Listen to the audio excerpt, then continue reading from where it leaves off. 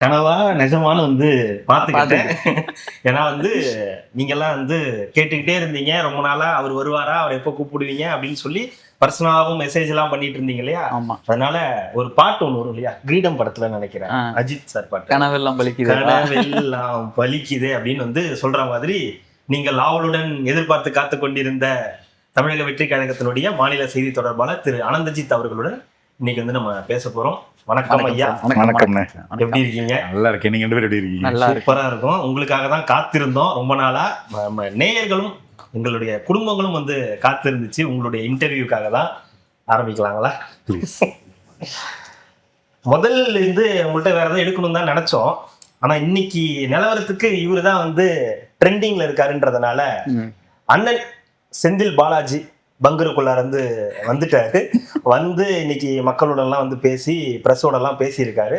புது வழக்குகள்லாம் பாயப்பட்டிருக்கு. கிட்டத்தட்ட ஒரு 4 மணி நேரம் விசாரணை. அந்த 35 கோடி ரூபாய் பேர வழக்கல அப்படின்னும் போது முதல்ல வந்துட்டார் இல்லையா, அதுவே ஒரு மிக முக்கியமான விஷயம். எப்படி பாக்குறீங்க? ஒரு உள்ளார வெளியே வந்திருக்கிறத எப்படி பாக்குறீங்க? இல்ல, அது இந்த ஏதோ ஒரு படத்துல ஜெய் பீம் நினைக்கிறேன், ஒரு பக்கம் புகை வச்சா இன்னொரு பக்கம் எலி வெளியில வந்துதான் அதுக்கு வேற வழி கிடையாது. எலி வெளியே வரல, புகை போட்டதுனால வந்திருக்கு. அதனால அது பிடிக்க வேண்டியதுதான்.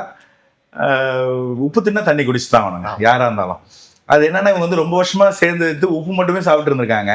இப்பதான் தண்ணி கொண்டு வந்திருக்கோம், குடிக்க வச்சிருவாங்க. இப்பதான் தப்பு பண்ணி தலையில அடிக்க இல்ல. இந்த வழக்கு அப்படின்றது இல்லையா, 35 கோடி ரூபாய்க்கு இந்த வேற வழக்கு அப்படின்றதுல அவர் தொடர்ந்து ஒரு தலைமறைவு, கோர்ட் ஆர்டர் கொடுத்துமே வரலன்னும் போது இப்பதான் வராரு அப்படின்னும் போது இப்ப உடனே எனக்கு பயம் இல்ல, வழக்கம் தான் அவங்க சொல்லக்கூடியதான், எங்களுக்கு பயம் கிடையாது, நாங்க ஒண்ணும் தப்பு பண்ணல, வழக்குகள் போடட்டும் அப்படின்னும் போது, இந்த வழக்குகள் ஒரு பக்கம், ஏவா வேலு அவர்கள் ஒரு பக்கம், செந்தில் பாலாஜி அவர்கள் ஒரு பக்கம், தொடர்ந்து இந்த வழக்குகளை எப்படி எதிர்கொள்ள போறாங்கன்னு ஒரு கேள்வி இருக்குல்ல. திமுக காரங்க அதெல்லாம் பெரிய விஷயம் இல்லைன்னு வச்சுக்கோங்களேன், எல்லாத்தையும் மிஸ்ஸாம பார்த்தவங்க சாதாரண ஆளா என்ன. அவரே சொல்லி இருந்தாரு, இந்த மாதிரி நான் வந்தேன்னா என்னை வேற ஏதாவது வழக்குல கைது பண்ண, வெளில வந்தோடனே அந்த 35 கோடி ரூபாய் தாண்டி இப்போ டாஸ்மார்க் கையில எடுத்திருக்கீங்க. நீங்க தப்பு இல்லையா அது? நீங்க ஒரு பண்ண வச்சு வேற ஒரு வழக்குல எடுத்து கோத்து விடுறீங்கன்னா இப்ப பங்கருக்குள்ளார கரெக்ட் தான்.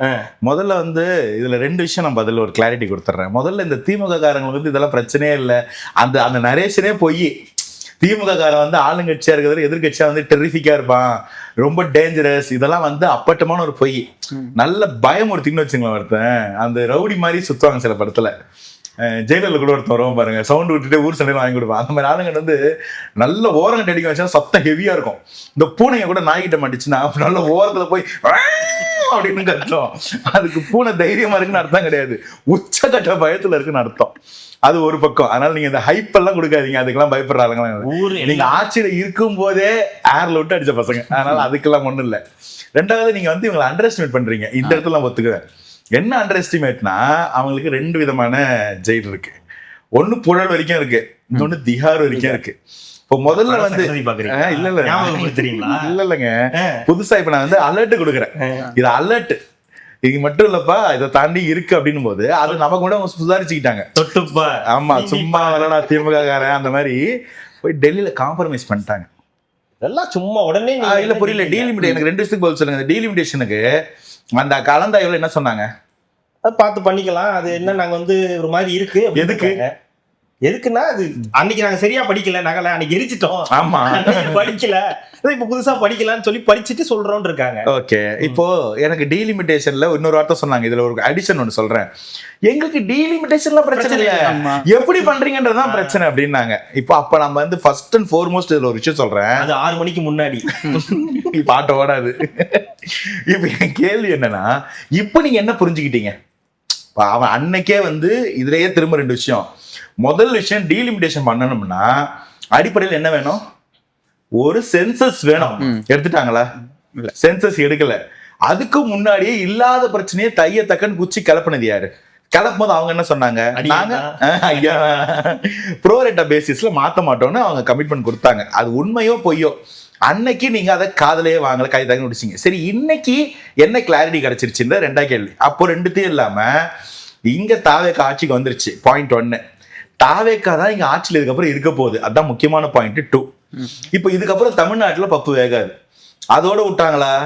எல்லா பக்கமும் எங்கெங்க ஊழல் பண்ணிருக்கீங்களோ தேட ஆரம்பிச்சிட்டாங்க, நோண்ட ஆரம்பிச்சிட்டாங்க, எலிகளுக்கு புகை போட ஆரம்பிச்சாச்சு. அப்போ காப்பாத்த யாராவது ஒருத்தர் வேணும்ல, அந்த காப்பாளன் தான் இவங்க போய் தலைய விட்டுருக்க இடம் அங்க. இது எப்படின்னா வந்து வலைக்கு தப்பு வலையில குச்ச அவங்க காப்பாத்துவாங்க. அவங்க வாஷிங் மிஷின் வச்சிருக்காங்கல்ல, அந்த வாஷிங் மிஷினை நோக்கி அழுக்கு துணி எல்லாம் எடுத்துட்டு போறாங்க. அதுதான் டீலிமிட்டேஷன் 1. இப்போ இதை கண்டுபிடிச்சிருவோன்றதுக்கு தான் என்ன பண்றாங்க, குடுன்னு வந்து இங்க அந்த சிஜேபில ஒரு ப்ரொட்டஸ்டுக்கு ஆதரவு தெரிவிச்சு, திரும்ப அதுலயும் பதட்டத்துல தப்பு பண்ணிட்டாங்க. அங்க ப்ரொட்டஸ்ட் பண்ண அந்த வான்சாக் என்ன ப்ரொட்டஸ்ட் பண்ணாரு, டிரான்ஸ்பரண்டான ஃபேர்நைட் வேணும்னு சொன்னாரு. அங்க போய் என்ன சொன்னீங்க, we support your cause ன்னு சொல்லிட்டாங்க. ஆமா, அங்க பேன் நீட் பேசவே இல்ல. அங்க இருந்து இங்க ஃளைட் விட்டு இறங்கி இங்க என்ன சொன்னாங்க, பேன் நீட், அதுதான் எங்களுடைய கோரிக்கை. இப்போ இது எப்படி டபுள் ஸ்டாண்டு? அவங்க நீட் வேணும்ன்றா, நல்லா புரிஞ்சுக்காங்க, அவங்க நீட் வேணும்ன்றதா சிஜேபியோட ப்ரொடெஸ்டே. நீட் டிரான்ஸ்பரண்டா வேணும், லீக் பண்ணவங்க அரெஸ்ட் பண்ணணும், அடிச்சவங்கள மன்னிப்பு கேட்க சொல்லுங்க, இவங்க மேல கேஸ் போடாதீங்க, எல்லாத்துக்கும் மேல அந்த அமைச்சரை ரிசைன் பண்ண சொல்லுங்க. இது இவங்களோட, அது ஒரு காமெடி, அது ஒரு சூப்பர் காமெடி ஒண்ணு இருக்கு. அவர் பேர் என்ன, ரிசைன் பண்ண அமைச்சர் பேர் என்ன, இவரு தர்மேந்திர பிரதான். இங்க நாம் தமிழ்ல ஒரு பையன் மேடையை போட்டு நர்மேந்திர பிரசாத் ரிசைன் பண்ண சொல்லுன்றான். நர்மேந்திர பிரசாத் அவரு யாரு, நான் தரேன் அந்த வீடியோ தானே. ஸ்டேஜ் எனக்கு முதல்ல அவன் பேசுவான், தமிழ் பேசுறானா கன்னடா பேசுறான்னு புரியல. நாம் தமிழ்ல இருந்த ஒருத்தர் தமிழா கன்னடமா தெரியல, புரியவே இல்ல. பேசிட்டு பேப்பர் தூக்கிட்டு நமக்கு ஒரே யங்ஸ்டர்ஸோட ஒரே டிமாண்ட், நர்மேந்திர பிரசாத் ரிசைன் பண்ணுது. நர்மேந்திர பிரசாதா இவங்க தான் அறிவு, 6 அறிவு 7 அறிவு வச்சு அண்ணன் சொல்லுவார்ல, தலைக்கு மேல உங்களுக்கு மட்டும்தான் அறிவு இருக்கான்னு, அந்த மாதிரி ஒரு டீம் வச்சுக்கிட்டு நர்மேந்திர பிரசாத் ரிசைன் பண்ணி சம்பந்தமே எல்லாம் ப்ரொடெஸ்ட் பண்ணிட்டு இருக்கானுங்க. ஒரு பக்கம் இங்கிலீஷ் பேச ஆரம்பிச்சிட்டாரு. இல்ல அந்த இந்த காமெடி பாத்திருக்கீங்களா, சிங்கம் 2ல போன் பண்ணி யோ வெளிய விடுங்கயா, யாரை வெளியே அந்த மாதிரி யார் ரிசைன் பண்ண தேவனி போராட்டத்துக்கு ஸ்டேஜ் போட்டிருக்காடான்னு, அது ஒரு காமெடி, அது ஒரு பக்கம் வைங்க. இந்த டபுள் ஸ்டாண்டர்ட் பண்ணிட்டு இருந்தாங்களா, இது ஏன் டபுள் ஸ்டாண்டர்ட் பண்ணாங்கன்னா, டீலிமிட்டேஷன் சரண்டர் ஆன மேட்டர் வெளில வரக்கூடாதுன்னு தான். இப்ப இது வரைக்கும் தான் எனக்கும் புரிஞ்சுது. இப்பதான் எனக்கு அது இந்த பெர்ஸ்பெக்டிவ்ல பார்க்கும்போது என்ன தெரியுதுன்னா, இதுக்கு மேல நிறைய ஊழல் குற்றச்சாட்டுகள் இருக்கு. இடி கேஸ் தலைக்கு மேல சுத்துது கத்தியா, புடிச்சு இவரும் முடிச்சு மேல போடுற போறாரு பீகார்லன்னு. அங்க முதல்ல இது ஒரு சமாதான உடன்படிக்கையா தான் நான் பார்க்கறேன். நீங்க எங்களுக்கு பப்பு வேகாது, அதனால நீங்க அங்க எங்களை ஏதாவதுனா பாத்துக்கங்க அப்படின்னு சொல்ற மாதிரி எனக்கு புரியுது. எனக்கு மட்டும்தான் அப்படி புரியுதான்னு தெரியல. மாபெரும் வெற்றி இல்லையா இப்ப சிஜேபி பண்ண போராட்டம் வந்து ஒரு மாபெரும் வெற்றி இல்லையா? இல்ல, அவங்க சிஜேபி எடுத்த காசு வெற்றி தான். ஓகே, அதுலயே வந்து முதல்ல நம்ம ஒண்ணு பண்ணோம்ல, இங்க நடந்துச்சு பண்ணது ப்ரொடெஸ்டே இல்லையா முதல்ல இல்ல இவங்க பண்ணாங்க ஒண்ணு, அது வந்து டிராமா. அடிப்படையில அந்த டிராமாவை 4 செக்மெண்டா பிரிச்சீங்கன்னா லேயரா பாத்தீங்கன்னா உங்களுக்கு புரிஞ்சிடும். என்னையா எவ்வளவு பெரிய ப்ரொடெஸ்ட் பண்ணி ஜனநாயகனுக்குலாம் எதிராக கலெக்ஷன் எல்லாம் கம்மி பண்ணிருக்காங்க. இது சொன்னீங்களே, ஜனநாயகம் முக்கியமா ஜனநாயகன் முக்கியமா? கரெக்ட், நீங்களே சொல்லுங்க. நீங்க ஒரு ஜனநாயகம், நான் உங்களை கேக்குறேன், நீட் பேன் முக்கியமா டிரான்ஸ்பரன்சி முக்கியமா? அப்படி பார்த்தா இதுதான் முக்கியம். அதுல ஒரு காமெடி என்னன்னா, இவங்க வந்து எப்பயுமே வந்து இந்த என்ன சொல்லுவாங்க, யாரோட புழுகு 8 நாள்னு சொல்லுவாங்க. அது பழமொழி மறந்து போச்சு. கெட்டிக்காரன் புழுகு 8 நாள் சொல்லுவாங்க. இதுங்க எவ்வளவு மக்கா இருந்ததுன்னா 2 நாள் தான் இதுங்க புழுகு தாங்குது பாருங்க. அங்க ப்ரொடெஸ்ட் முடிச்ச உடனே இங்க ஒரு ப்ரொடெஸ்ட். ப்ரொடெஸ்ட் யாருன்னா நமக்கு எதிராக இல்ல, இவங்களுக்குள்ளே ஒரு ப்ரொடெஸ்ட். ஒருத்தன் முடிக்கணும்ன்றான், ஒருத்தன் இருக்கணும்ன்றான், ஒருத்தன் மெரினாவுக்கு போலான்றான், ஒருத்தன் இதுக்கு வீட்டுக்கு போலான்றான். ஒரு முடிவுக்கே வரல. சோ கெட்டிக்கார புழுகு 8 நாள், இதுங்க 2 நாள் தான் தாங்குச்சு. என்னன்னா வந்து இவங்க என்ன பண்ணிருக்காங்க, எல்லாரையும் கூட்டிட்டு வந்து அந்த பேனர்ல பேன் நீட்னு போட்டாங்க. இவங்க என்ன நினைச்சிட்டாங்க, பேன் பண்றதுக்காக இந்த ப்ரொடெஸ்ட் அது வரைக்கும் நடக்கும் போல அப்படின்னு நினைச்சிட்டாங்க. விஷயம் அங்க நடத்தினது ஆர்கனைசர் சிஜேபி, இவங்களுக்கு அது தெரியாது. இவங்க டிஎம்கே நினைச்சிட்டு உட்காந்துருக்காங்க. சோ இவங்க பேன் தான் பண்ண போறாங்கன்னு நினைச்சாங்க. Flaw double standard. 2வது ஃபிளா, 5 வருஷமா என்ன பண்ணிட்டு இருந்தீங்கன்ற கேள்வி கேட்க ஆரம்பிச்சாங்க மக்கள். ஏன்னா இதுல ஒரு டேட்டா, ஒரு புள்ளிவிவரம் இருக்கு. இந்த 2017 தான் வந்து சகோதரி அனிதா வந்து சூசைட் பண்ணி இறக்குறாங்க. இன்னைக்கு 2026, 9 வருஷம் முடியுது. இந்த 9 வருஷத்துல நீட் ரிலேட்டடான சூசைட்கள், மரணங்கள் எந்த வருஷத்துல அதிகபட்சமா இருக்கும்? இனி கெஸஸ்? 21. நீங்க 21. நீங்க ஏன் 21 சொல்றீங்கன்னா, திமுக ஏதோ ஆட்சி மாற்றம் பண்ணது ஒரு கமிட்மெண்ட் கொடுத்துருக்குன்னு. ஆனா உண்மை என்னன்னா 2025 தான் ஹையஸ்ட். இந்த 9 வருஷத்துல highest to suicide death Tolle வந்து 2025. அதுவும் 800 மடங்கு 4 இருந்த டெத்து 32 டெத்து 2025 மட்டும். இது ஏன் நடந்ததுன்னு உங்களால இதை யோசிக்க முடியுதா? பாயிண்ட் என்னன்னா ரொம்ப சிம்பிள் அண்ட் ஸ்ட்ரெயிட். ஒரு கதை வேற இடத்துல கூட சொன்னேன், நான் சொல்றேன், நல்ல நியாயமான கதை. ஒரு பெரிய பணக்காரர் ஒருத்தர் இருப்பார். அது ஒரு குளிர் பிரதேசம். ஒரு வயசான பிச்சைக்காரர் அந்த பக்கம் போயிட்டு இருப்பார். இவர் என்ன பண்ணுவார், அவர் வீட்டு வாசலில் காரை போகும்போது பிச்சைக்காரர் வருவார். என்ன ரோட்ல போறீங்க, குளிர்லையா, பனி பெய்யுதுன்னு. இல்லைங்க எனக்கு அதெல்லாம் பழகிடுச்சுன்னு. இல்லை கவலைப்படாதீங்க, நான் உள்ளே போயிட்டு ஒரு பிளாங்கெட்டு போட்டுக்க, ஒரு ஸ்வெட்டரு, கொஞ்சம் குடிக்க காஃபி சூடாக கொடுத்து அனுப்புறேன் அப்படின்னு. இங்கே வெயிட் பண்ணுங்கன்னு சொன்னோன்னே அவர் உள்ளே போயிடுவார். இவர் வெளியில் உட்காந்துருப்பாரு. இவர் உள்ளே போனோன்னே வீடு பேச்சு மறந்துடுவார், வீட்டில் ஏதோ பிரச்சனையாக இருக்கும். திடீர்னு காலைல ஞாபகம் வரும், ஐயோ மறந்துட்டேமேன்னு வெளில வந்து பார்த்தா அந்த பிச்சைக்காரர் இறந்துருப்பார். என்னடா அப்படின்னு பார்த்தா அவர் ஒரு துண்டு சீட்டில் ஒரு நோட் எழுதி வச்சிருப்பாரு.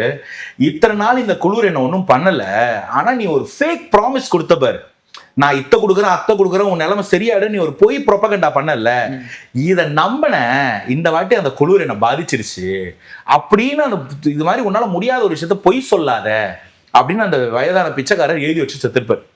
அது போல உங்களால முடியாதுன்னு தெரிஞ்ச ஒரு விஷயத்த ஒரு பொய் ப்ரொபகண்டா பண்ணி ஒரு ஆட்சியை பிடிச்சி, எங்களுக்கு இந்த சீக்கிரட் தெரியும் அந்த சீக்கிரட் தெரியும், கையெழுத்து போடுங்கன்னு ஊரா பண்ணி அந்த கையெழுத்துக்களை குப்பை தொட்டியில போட்டு ஒரு பிரோஜனம் எல்லாம் பண்ணீங்கல்ல, இன்னைக்கு தான் அந்த வலி அதிகமாகி இது நடக்குதுன்னு அலிகேஷன் வைக்கிறேன். டேட்டா நான் தரேன். இப்ப என் கேள்வி என்னன்னா, சகோதரி அனிதா இறக்கும் போது எனக்கு அந்த இடம் அவங்க வலி என்னால கொஞ்சம் புரிஞ்சுக்க முடியுது. நல்லா +2 நல்லா படிச்சா நான் டாக்டர் எல்லாம் சொன்னீங்க எல்லாரும். நான் கஷ்டப்பட்டு படிச்சேன், விளையாட போல, படம் பார்க்கல, டிவி பார்க்கல, முழு நேரமும் உட்காந்து படிச்சேன். நான் நல்ல மார்க்கும் வாங்கிட்டேன். நான் டாக்டர் அவன் சொன்னேன்ல, நீ எல்லாம் போய் தானே சொன்னேன், என் டீச்சர்ஸ் பேரண்ட்ஸ் எல்லாம் போய் சொன்னியா, நம்ம எல்லாரும் சரி தோத்துட்டுமேன்ற வலி, அந்த வலி என்னால 200% புரிஞ்சுக்க முடியுது. அதுக்கப்புறம் இது ஒரு கொடூரமான அரக்கன் தான் நீட், நமக்கு அது வேணாம், அதை என்னைக்கா இருந்தாலும் வீழ்த்த போறோம். ஆனா அந்த அரக்கனை வீழ்த்த முடியும்னு ஒரு பொய் ப்ரொபகண்டா பண்ணி அதோட விளைவாக இன்னைக்கு அந்த மரணங்கள் தொடருது, அதிகரிக்குது. இன்னைக்கு அந்த இடத்துல நீ வந்து நிக்கிற, 5 வருஷம் நீ ஆண்டு இருக்க, ஒரு ஆணியும் புடுங்கல. இப்போ வந்து போராட்டம் எடுத்தோமே, என்ன ஸ்டெப் எடுத்தீங்க? நான் உச்சநீதிமன்றத்துக்கு போனோம், சட்ட போராட்டம் வந்து பண்ணிக்கிட்டு இருக்கோம். அன்னைக்கு 2017 இருந்து நடந்ததுல இருந்து இதை வந்து நாங்க கையில எடுத்து பண்ணிக்கிட்டு இருக்கோம்னு சின்ன கலைஞர் சொல்லியிருக்காரு. 2 கேள்வி இந்த இடத்துல. ஒண்ணு, சின்ன கலைஞர் யாருன்னா, சின்ன கலைஞர் யாருன்னு தெரியாது. இல்ல கலைஞர்ல எனக்கு அதுல டவுட் இல்லைங்க. யார் வந்து விஞ்ஞான ஊழல் பண்ணுவாரோ அவர் வாரிசு தான் சின்ன கலைஞர். எனக்கு அதுல பிரச்சனை இல்லை, அதெல்லாம் நீங்க பத்திரமா வச்சுக்கோங்க. பெரியார தொட்டினா தான் கேட்பேன். அப்ப இளம்பெரியார் இல்லை, இளம்பெரியார் தெரியாது. அப்புறம் இளம்பெரியார் கூட பரவாயில்ல. இன்னொருத்தர் வந்து இளம் பாரதியார், திருவள்ளூர் வேஷம் போட பாரதியார் பாட்டு சொல்ல சொன்னார்ல, அது வேற லெவல் கண்டென்ட். அதெல்லாம் அது ஒரு பக்கம் வைங்க. இப்ப என் கேள்வி என்ன, இதுல 2 கேள்வி வருது. இந்த 5 வருஷத்துல இன்னைக்கு சிஜேபி ஒரு ப்ரொடெஸ்ட் முன்னெடுத்திருக்காங்கல்ல, இது மாதிரி நீங்க என்ன பண்ணீங்க?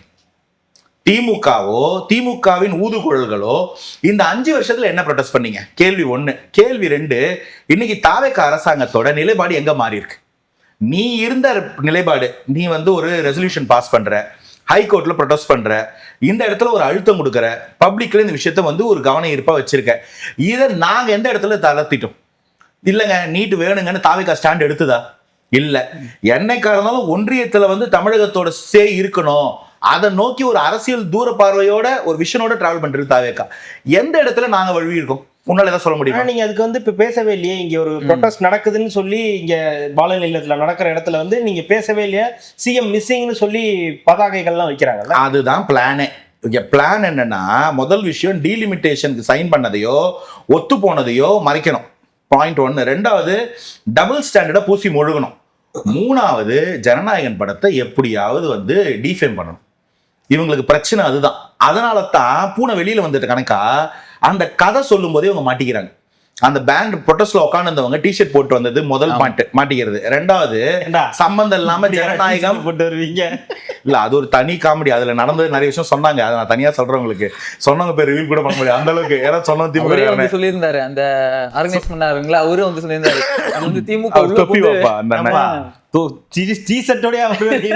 இல்ல அது அந்த இடத்துல அது எப்படி அது கொஞ்சம் கொஞ்சமா வளர்ந்துச்சு நீங்க பாத்தீங்கன்னாலே உங்களுக்கு புரிஞ்சிடும். மொதல் விஷயம் ஜனநாயகம் ஒரு ட்ரெண்ட் செட் பண்ணுது.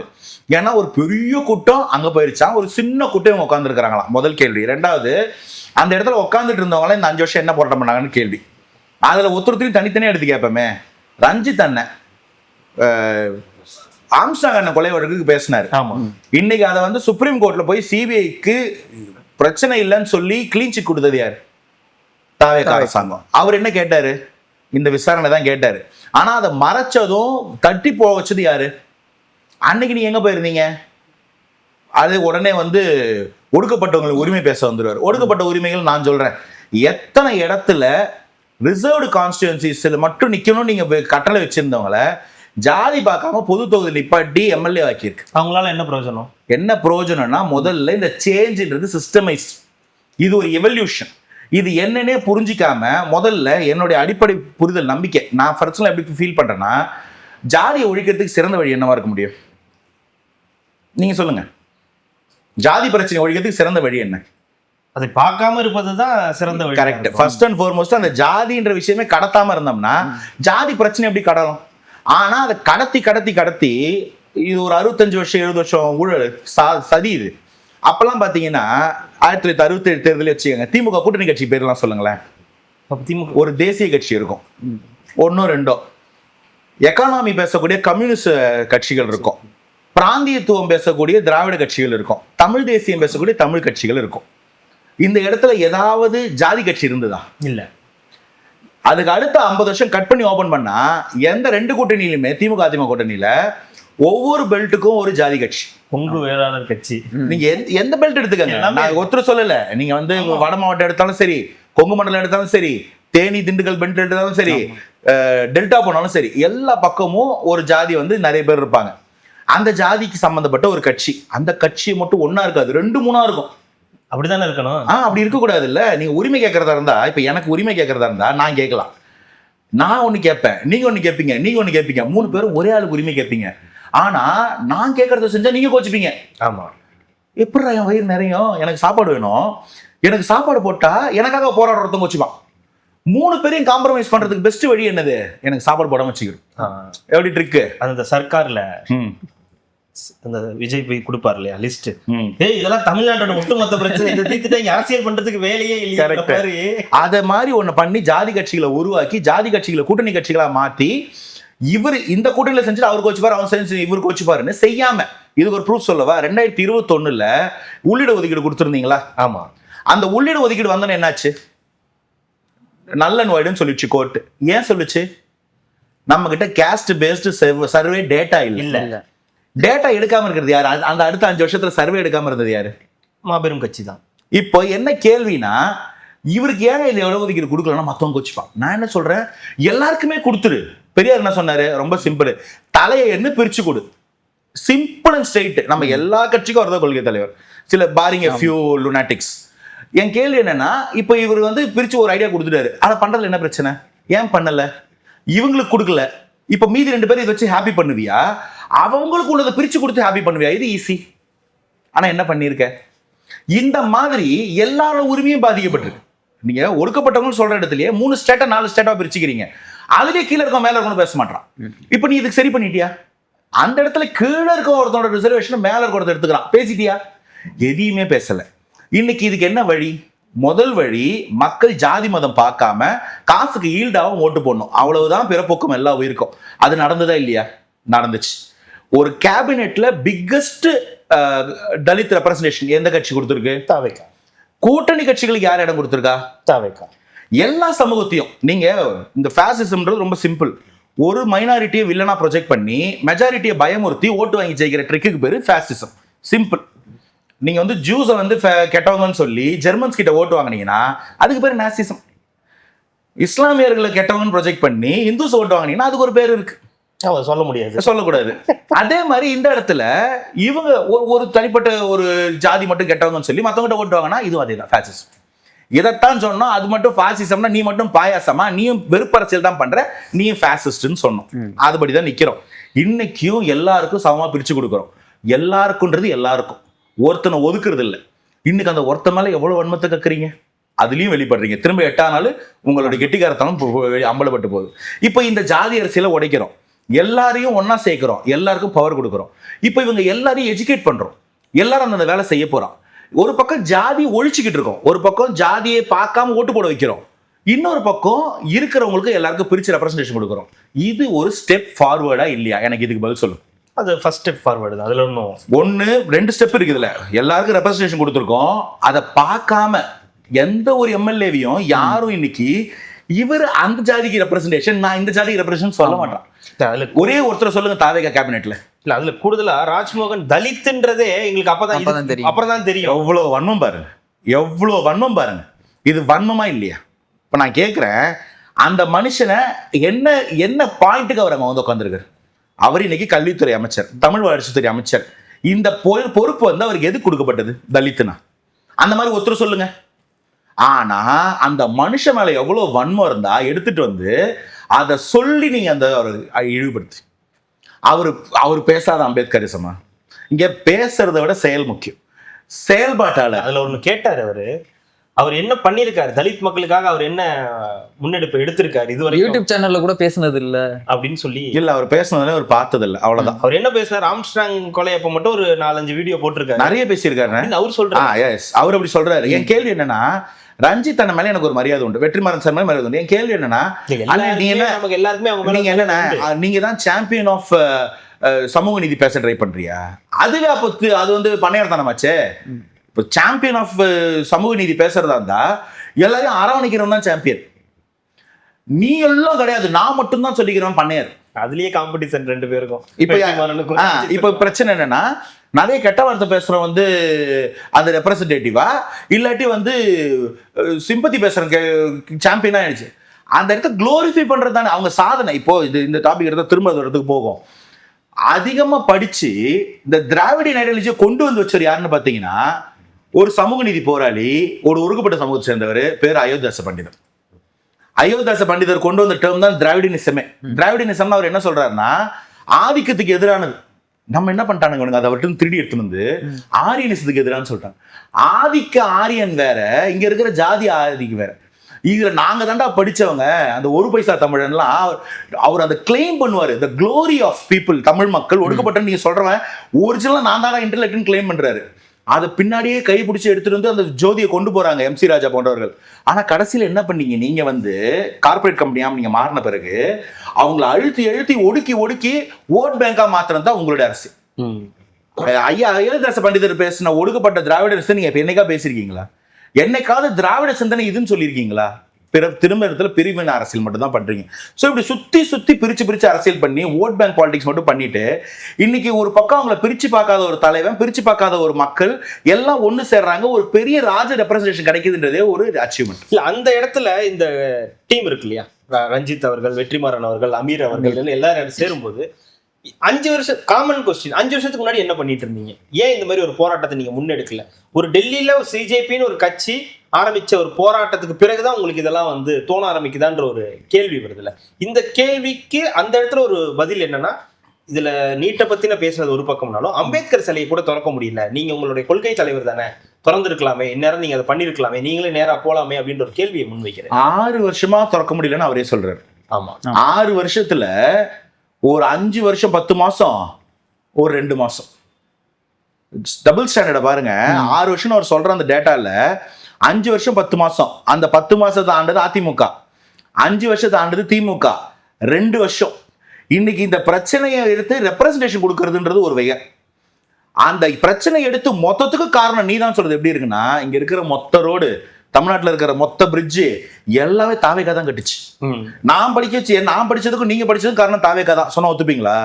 பொங்கிடுவீங்கல்ல. அப்ப எப்படா மொத்த பிரச்சனைக்கும் மொத்த கடனுக்கு தாவேக்கா பொறுப்பு? முதல்ல ஒரு கொஞ்சமாவது மணி சார் சொல்ற மாதிரி அறிவு நேர்மைன்னு ஒண்ணு இருந்து அப்படி பேசுவீங்களா? நான் ஒண்ணு கொளுத்தி போடுறேன், நியாயமா சொல்றேன், நான் கொளுத்தி தான் போடுறேன். ஆனா இதை கேட்கும் போது உங்களுக்கு கொஞ்சமா நியாயமா இருக்கா பாருங்க. விஜய் சார் காட்சி கிடைக்காத டேரக்டர்ஸ்லாம் வன்மத்துல அவர் படசி படத்தை முடிச்சுக்கிட்டாரு, இதுக்கப்புறம் இந்த டேரக்டர் இந்த ஹீரோவோட படம் பண்ண முடியாதுன்ற வன்மத்துல வந்து போராட்டம் பண்ணாங்க. நான் சொல்றேன், பதில் சொல்லுங்க. இது புதுசா இருக்கு, நீங்க சொல்லுங்கப்பா. நான் சொல்றேன், நீங்க எல்லாம் விஜய் சார்ட்ட கால் ஷீட் கேட்டீங்க, 3 பேருமே பேசியிருக்காங்க, கதை சொல்லியிருக்காங்க. 3 பேரும் கால் ஷீட் கேட்டீங்க. அவரு இல்லைங்க நான் ரிட்டையர் ஆகி சினிமா விட்டுட்டு அரசியல் போறேன்ட்டாரு. இந்த ஹீரோவோட படம் பண்ண முடியலன்ற வன்மத்துல நீங்க அந்த ஜனநாயகன் அவர் கடைசி படம் எப்படி ஓடிதுன்னு நான் பாக்குறேன், நீங்க பண்ணீங்க. நான் ஒரு அலிகேஷன் சொல்றேன், பதில் சொல்லுங்க. சரி, அந்த அலிகேஷன் விட்டுருவோம். இப்ப அடுத்து நீங்க எல்லாம் படம் பண்றீங்களா? எப்படி நீட் முடிகிற வரைக்கும் வச்சு ஓரம் கட்டிடுறீங்களா? அடுத்த நாள் ஷூட் போயிட்டீங்க. சரி, இப்போ அந்த படம் வரும்போது நாங்க என்ன பண்ணலாம்? ஓடிடில கூட பார்க்கலாமா நம்ம யோசிக்கலாம், தோணுதா இல்லையா? படம் எடுத்தா இல்ல, நான் தான் சொல்றேனே, வெறுப்ப நான் மொபைல்ல பார்க்கட்டா, ஜனநாயகன் நீங்க பார்த்த மாதிரி எப்படி அமீர் சார் பார்த்துட்டு இஸ்லாமியர்கள் கதை எழுதினார்ல, அதுக்கு ஒரு நரேஷன் எழுதினார்ல, ஒழுங்கா பார்க்காம லீக்டு படத்தை பார்த்துட்டு அந்த மாதிரி நம்ம ஒண்ணு பண்ணலாமா? இது நல்லா இருக்கா? டிக்கெட் படம் பார்த்துருக்காரப்ப. அதனால தானே அப்பயே எழுதிட்டாரு கமெண்ட்.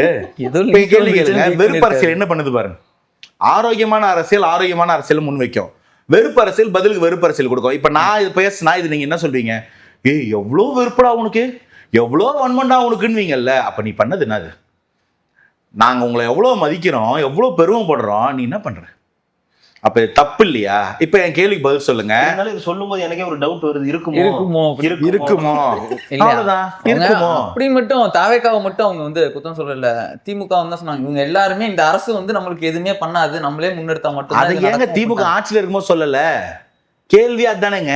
இப்ப கேள்வி உங்க இன்டர்வியூல நான் இருக்கும்போது நான் உங்ககிட்ட நல்லா பேசிட்டு வேற ஒரு சேனல் போய் உட்காந்துட்டு அங்க ரெட்ரோலெக்ஸ்ல 2 பேரும் நான் பேசவே உள்ள பாடே, நீ அதை அங்கல்லடா சொல்லியிருக்கணும், இங்கே நான் வந்து போலமா அந்த சேனலுக்கு எனக்கு கேட்பேனா இல்லையா? தோணி இருக்கு அவருக்கு. அது போல அங்க அங்க அவ்வளவு ஓப்பன் பிரச்சனை இருக்குண்ணே. இப்போ நீங்க மத்த எல்லாத்தையும் விடுங்க, ஒரு ஸ்பார்க் வேணும் ஒரு போராட்டத்துக்கு. ஆம்ஸ்டாங் அண்ணன் கொலை வழக்கை விட உங்களுக்கு என்ன ஸ்பார்க் வேணும்? நீங்க என்ன பண்ணீங்க? களத்துல இறங்கி போறான்ல. அதைத்தான் நான் கேட்கிறேன். இன்னைக்கு இருக்கிற விரி அங்க இருக்கா? படம் திரும்ப படத்துக்குள்ள சரி, படம் அவனிக்குள்ளே பேசுவோம். 2 படம்.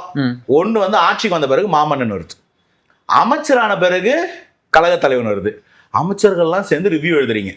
எனக்கு பதில் சொல்லு, நியாயமா? நாங்க இவர் படம் நடிச்சு முடிச்சது 2025 மே மாசம். அது அங்க டன் அண்ட் டஸ்ட்.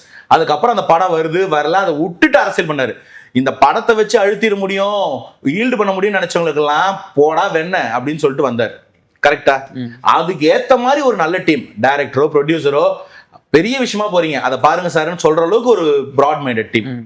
இங்க நீங்க என்ன பண்ணீங்க? ஒரு பக்கம் சரி, அதை விட்டுருவோம். கூலி படம் வரும்போது என்ன பிரச்சனை? தூய்மை பணியாளர்களை அடிச்சு அமிச்சிங்க. இங்க வரும்போது என்ன பிரச்சனை? கூலி படம் ஓடுமா ஓடாதான்ற பிரச்சனை. அது இதுக்கப்புறம் எப்பயுமே அந்த பிரச்சனை வேற. நான் கேட்கறது தூய்மை பணியாளர்களை ரிப்பன் பில்டிங் வாசல் வச்சு அடிச்சு அமிச்சிங்க. நீங்க என்ன பண்ணீங்க? ரிவ்யூ எழுதுனீங்க.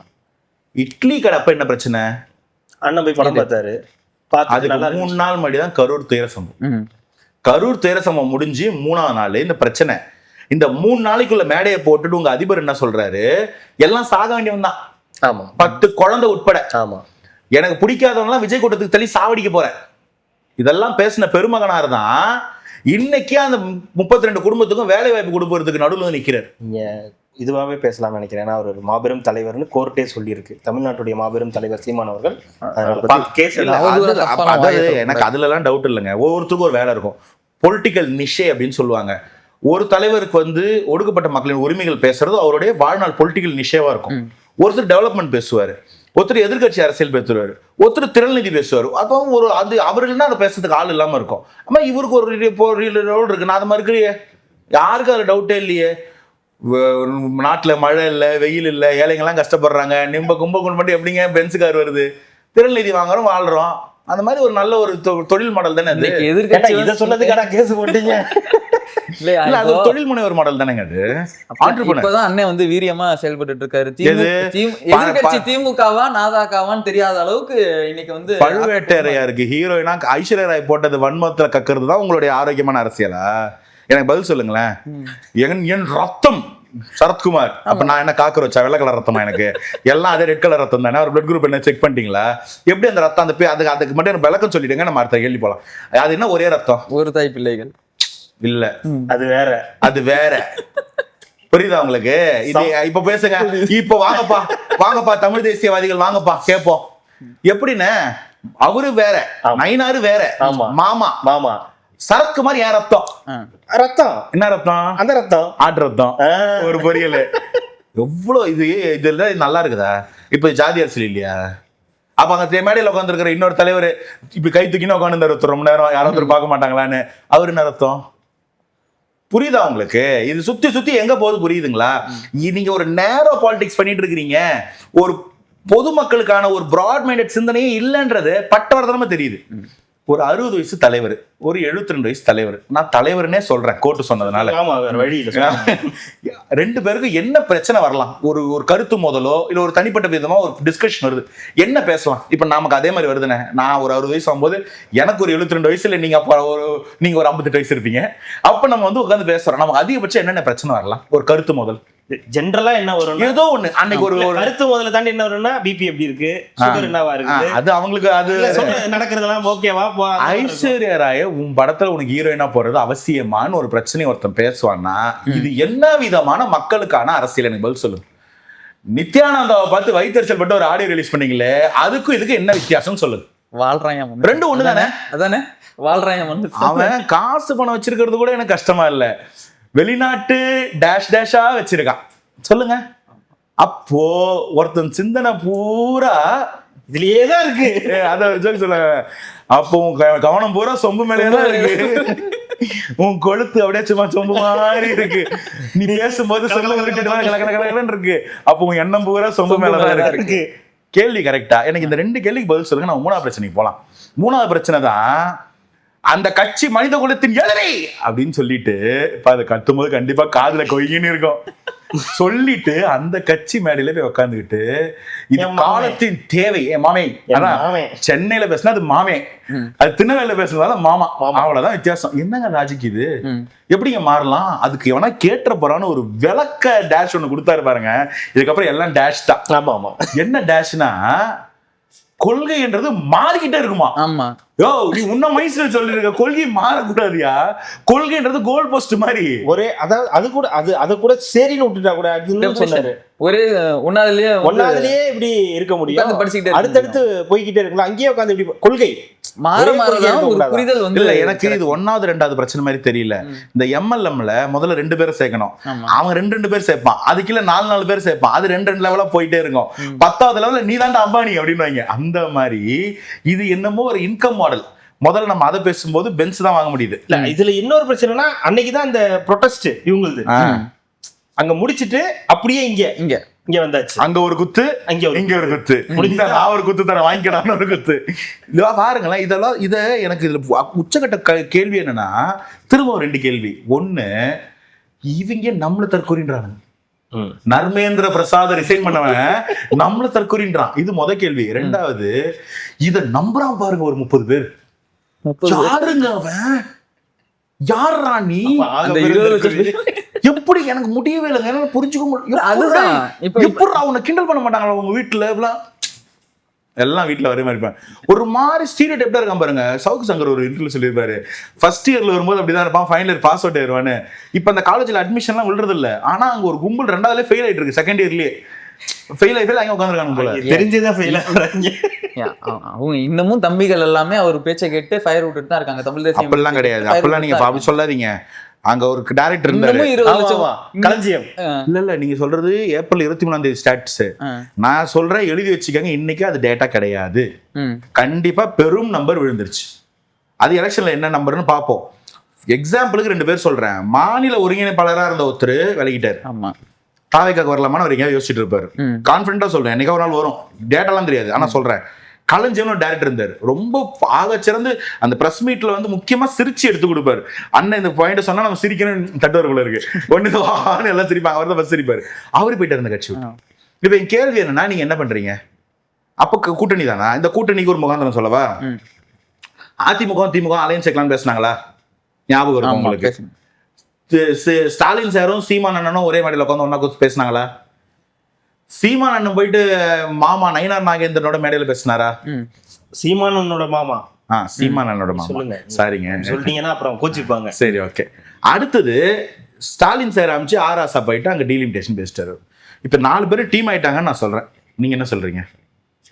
அவர் இது லேட்டு 2 மாசத்துக்கு முன்னாடி வந்திருக்கலாம்னு கேக்குறாங்க. அவரே அதை சொன்னாரு. அவங்க இப்படி இருந்தா இருக்கும். நான் சொல்றேன், அவர் ஒரு 3%. பாஜக எவ்வளவு ஆச்சு? 3% தான். 18 ஒரே அடி 3 போயாச்சு.